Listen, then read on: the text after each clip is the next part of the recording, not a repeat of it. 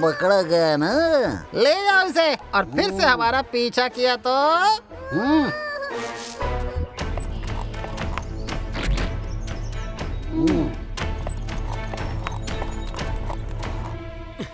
ये लीजिए, आप दोनों के लिए भेंट। आपने मुझे रथ की लकड़ियों का प्रबंध करने का कार्य दिया था, उसके लिए। वाह वाह सिक्का, बहुत अच्छे। कम ही होते तेरे जैसे। तो कल से मैं लकड़ियाँ पहुँचाना शुरू कर दूं? हाँ हाँ, ये लो, ये राज्य की खास मुद्रा। ये तुझे पूरी प्रदेश में कहीं भी आने जाने की अनुमति देती है। तुम्हें पहले मंदिर में बड़े पंडा से मिलकर लकड़ियों की संख्या, रथ का आकार, नाप तौल सब जानना होगा। फिर तू लकड़ियों को ला कर मंदिर के बाहर बड़ी सड़क पर रख देना। ठीक है, धन्यवाद। अब मैं चलता हूँ।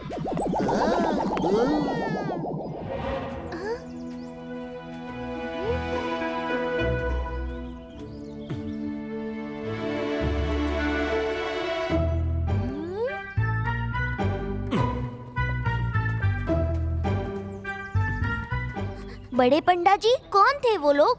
बेटा, वो रथ के लिए लकड़ियों का प्रबंध करने वाले हैं, उसी के बारे में बात करने आए थे। उस दिन गांव के सभी मुखिया आए थे, उनमें तो ये आदमी नहीं था। फिर कौन है ये?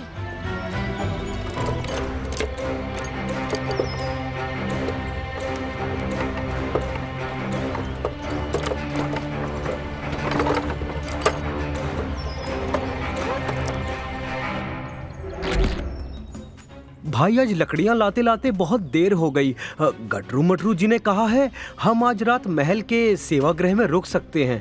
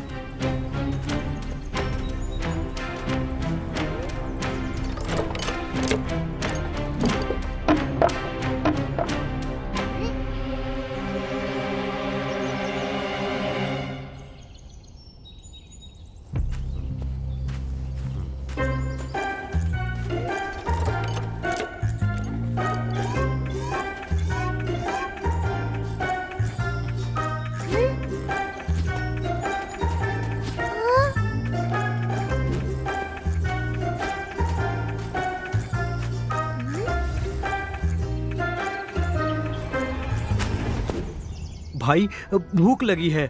महल में तो बहुत खाना बनता है, क्या हम भोजन कर सकते हैं आज यहाँ? अरे हाँ हाँ, इन्हें आने दो अंदर और अच्छे से खाना खिलाओ हमारे मित्र को। हाँ।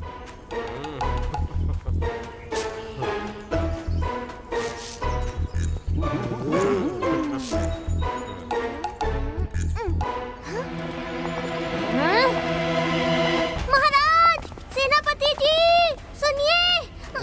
तू यहाँ क्या कर रहा है? गटरू जी, वो सिक्का वो सही आदमी नहीं है, कुछ तो गड़बड़ कर रहा है। यह गड़बड़ सिर्फ एक ही इंसान करता है और वो है तू। अब भाग यहाँ से।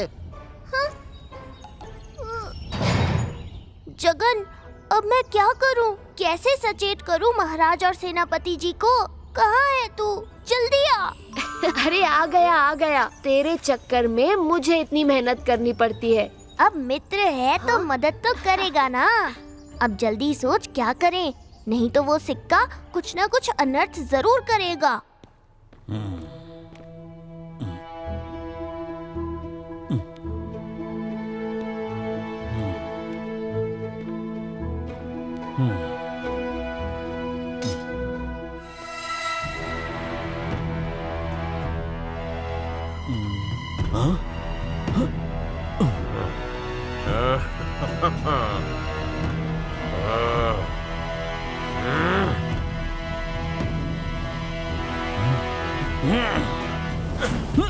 कोई होशियारी नहीं। अब हमें कोषागार तक ले चलो और बिल्कुल आवाज नहीं करना।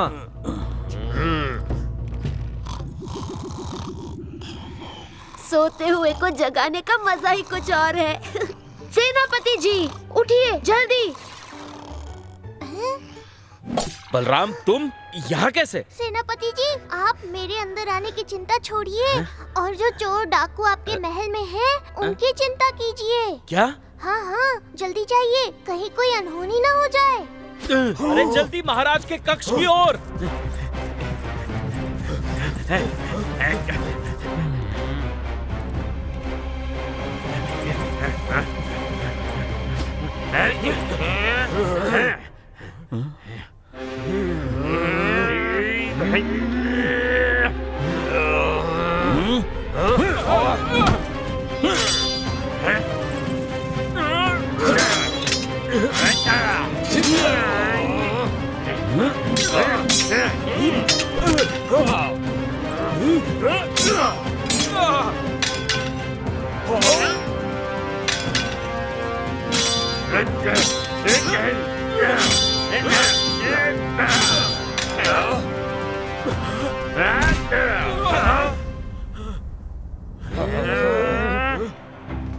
बटुक, ये सब क्या है? कौन है ये लोग? महाराज ये सिक्का डाकू और उसकी टोली है। ये लोग लकड़ियाँ रखने के बहाने रोज यहाँ आते और हर बार अलग अलग बहाने से महल में घुस जाते। तुम्हें कैसे पता चला? महाराज बलराम ने बताया। महाराज, मैं देखता था कि महल में जाते तो ज्यादा लोग हैं, पर बाहर कम लोग आते हैं। यानी कि सिक्का अपने कुछ आदमी हर बार महल में छोड़कर जाता था, और आज तो मैंने सिक्का को बाहर आते हुए ही नहीं देखा। तभी मुझे लगा कि कोई ना कोई गड़बड़ होने वाली है आज रात। और बलराम मुझे ये सच बताने बड़ी बहादुरी से मेरे कमरे में घुस आया। महाराज, हमें तो लगा कि वो कोई गांव का मुखिया है। सच्ची हमने कभी नहीं सोचा था ऐसा होगा। क्योंकि लालच में इंसान अंधा हो जाता है। मैंने आप दोनों को सचेत किया था ना कि लालच नहीं करना। तुम दोनों नालायकों की वजह से आज महाराज की जान इतने खतरे में आई और पूरे महल में सेंध लग गई। अब तुम दोनों को मैं नहीं छोड़ूंगा। बटुक, गलती जितनी हो सजा भी उतनी ही होनी चाहिए। गटरू मटरू को अब अगली रथ यात्रा तक बिना वेतन राज्य का सारा काम करना होगा। जब तक बलराम जैसे निवासी मेरे राज्य में है, हमें कोई डाकू नहीं लूट सकता। बलराम, हम तुम्हारे ऋणी हैं। महाराज, मुझे ये नहीं चाहिए, मुझे वो चाहिए।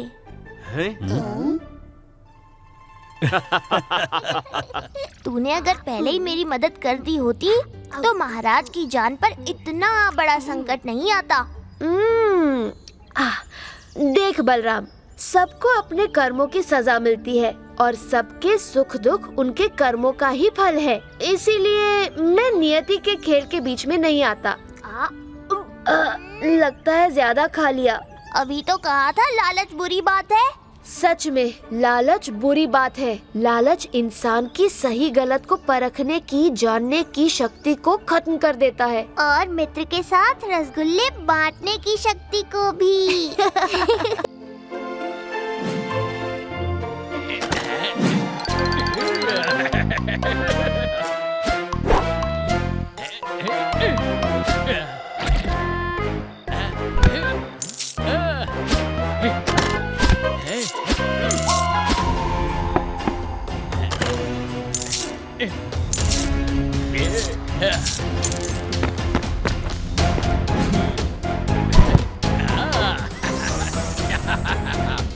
आज तो मजा आ गया।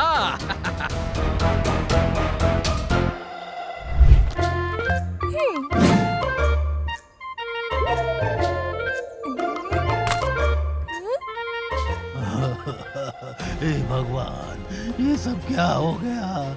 अब हम क्या करेंगे?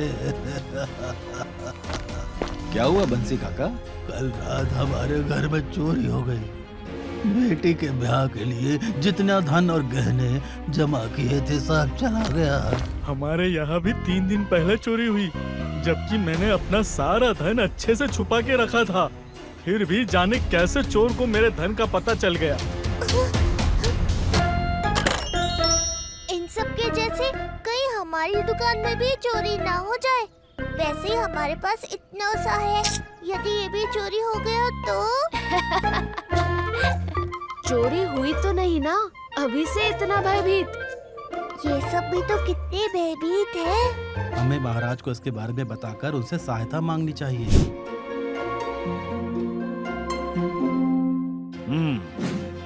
आप सब निश्चिंत रहिए।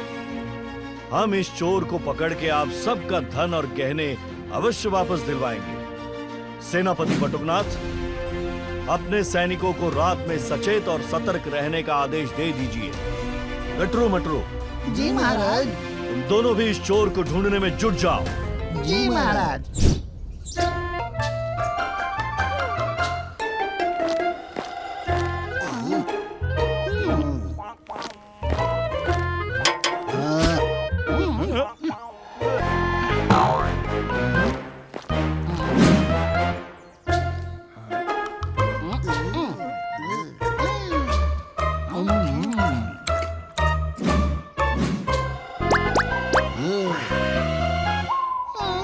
यहाँ भी नहीं मिला चोर। अरे इन फलों के मूल्य तो देते जाओ।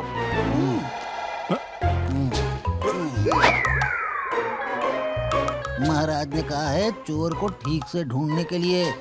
यदि वो इस टोकरी में छिपा होता तो।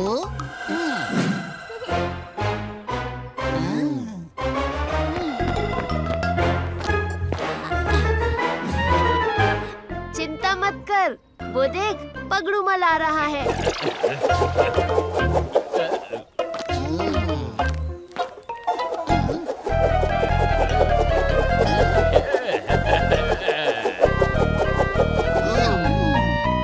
कैसा लगा मेरा करतब?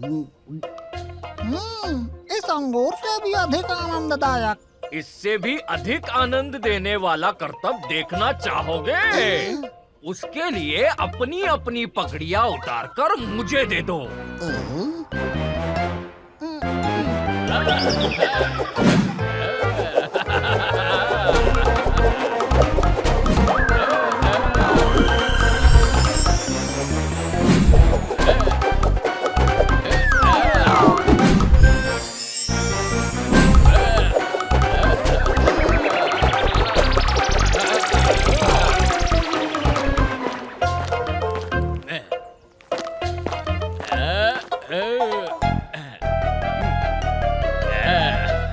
पूछो तो जाने कि आम किस पगड़ी के नीचे है।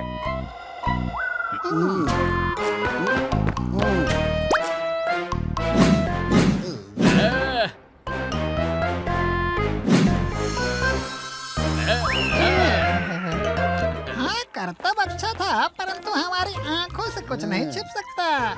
और नहीं तो क्या।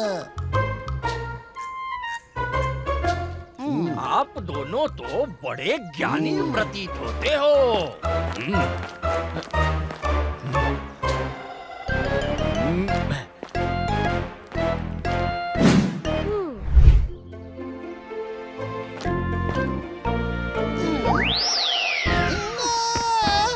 मेरा सारा धन, मेरे सारा गहना। बलराम, मुझे संध्या आरती के लिए फूल देना। महाराज, देखिए क्या हो गया। हम चोर को पकड़ने गए थे और उसने हमारे घर में चोरी कर ली। तुम दोनों शांत हो जाओ। कैसे शांत हो जाए महाराज? पूरे 3 पिटारे भर के सोना, मुद्राओं से भरे 5 घड़े, सब कुछ चोरी हो गया। हमारा हीरो जड़ा मुकुट और मोतियों की माला भी। इस चोर को पकड़िए महाराज और हमारी संपत्ति हमें दिलाइए। किंतु आप दोनों के पास इतनी संपत्ति आई कहाँ से? ए बालक, बड़ों के बीच में नहीं बोला करते हैं। और ये बालक ठीक ही तो पूछ रहा है। आश्चर्य की बात, तुम दोनों के पास इतनी संपत्ति का होना। हमने बड़े परिश्रम से ये धन संपत्ति इकट्ठा की थी महाराज। इसका कहने का अर्थ ये है कि सब गहने थे तो मिट्टी के, हमने उन पे बड़े परिश्रम से सोने का रंग चढ़ाया था। महाराज, देखिए ना, हमारा सारा परिश्रम मिट्टी में मिल गया। आप कुछ भी करके इस चोर को पकड़वाइए। सेनापति बटुकनाथ, अपने सैनिकों को हर जगह नियुक्त कर दीजिए। ये बड़ी ही गंभीर समस्या है। ये समस्या तो सच में बड़ी गंभीर है। जगन, तू चोर को पकड़ने में मेरी सहायता करना। उसे ढूंढेंगे कैसे? पर तू तो पहले ही उसे देख चुका है। कौन? वही जो आज पगड़ी वाले करतब दिखा रहा था। वो पगड़ूमल। किंतु हम उसे ढूंढेंगे कैसे? वो हमें ढूंढता हुआ स्वयं ही आ जाएगा।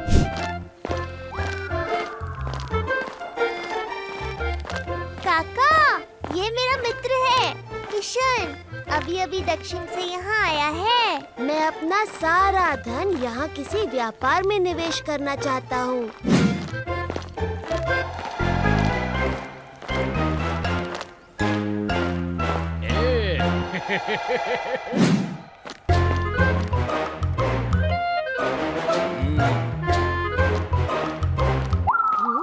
तुम दोनों बड़े प्यारे बालक प्रतीत होते हो। मेरे साथ एक खेल खेलोगे?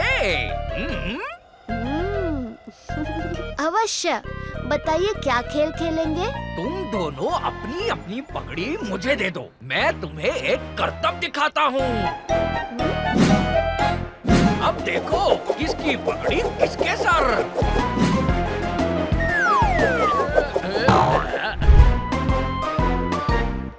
ये क्या? मुझे केवल अपना ही धन दिख रहा है।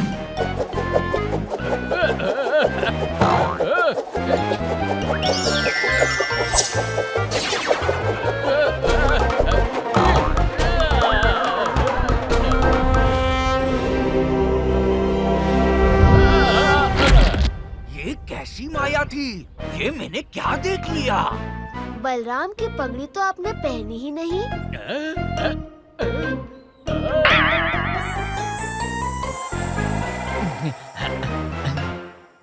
ये तो बड़ा अच्छा खेल था। कल फिर से खेलने आइएगा। आऊंगा तो अवश्य, पर तुम्हारे धन वाले स्थान पर।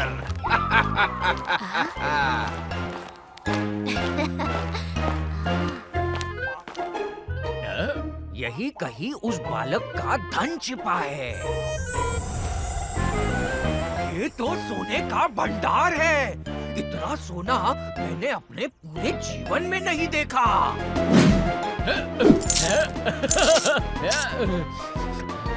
अरे ये दुर्गंध कैसी? अरे कहाँ गया मेरा सोना?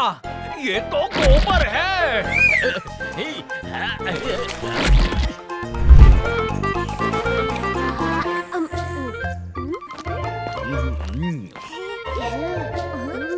जगन, वो यहीं आ रहा है। तू उसकी चिंता मत कर।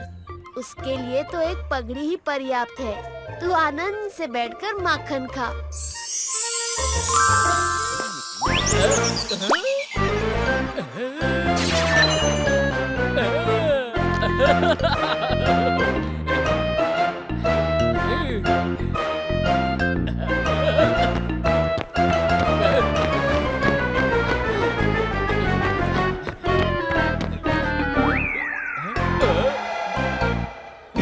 मोटी सोने की माला। आज तो मेरे भाग ही खुल गए। अरे कहाँ जा रही है मेरी सोने की माला?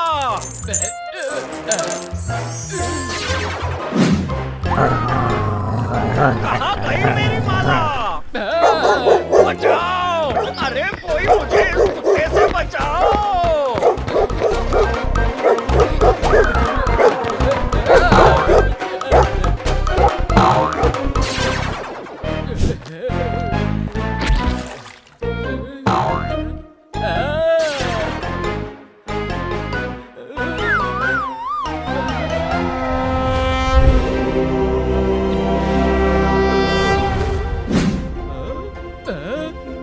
ये क्या? मैं तो महाकाश में आ गया। यहाँ तो पूरा सूर्य मंडल है। ये स्वर्ण गोला भी मेरा, और ये वाली सोने की गेंद, और ये भी।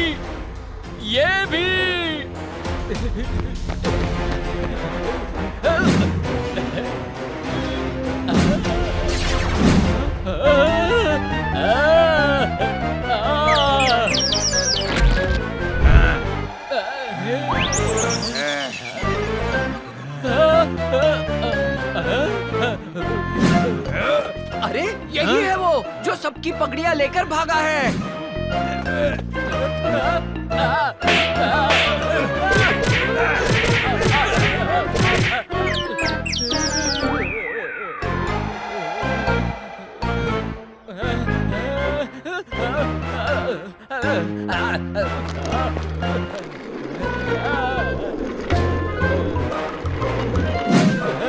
अरे इस पगड़ी को मुझसे दूर करो। पगड़ी नहीं, पगड़ी दूर करो इन्हें।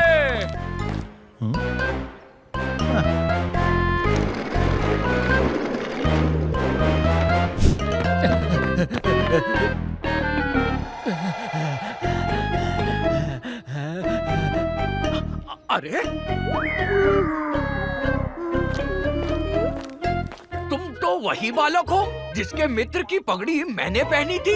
जी महोदय। कहाँ है तुम्हारा मित्र? जब से उसकी पगड़ी पहनी है मैं तो पागल हो गया हूँ। मुझे बताओ कहाँ है वो? वो तो यही है। कहाँ है? मुझे तो कोई दिखाई ही नहीं दे रहा है। वो यही है, परंतु आप उसकी चिंता मत करिए।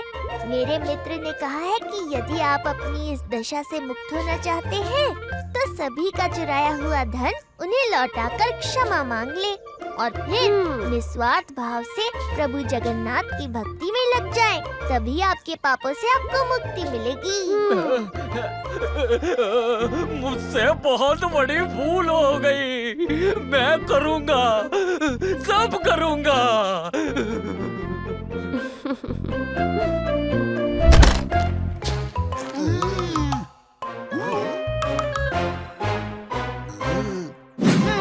हमारा सारा धन अंत में हमारे पास आ ही गया।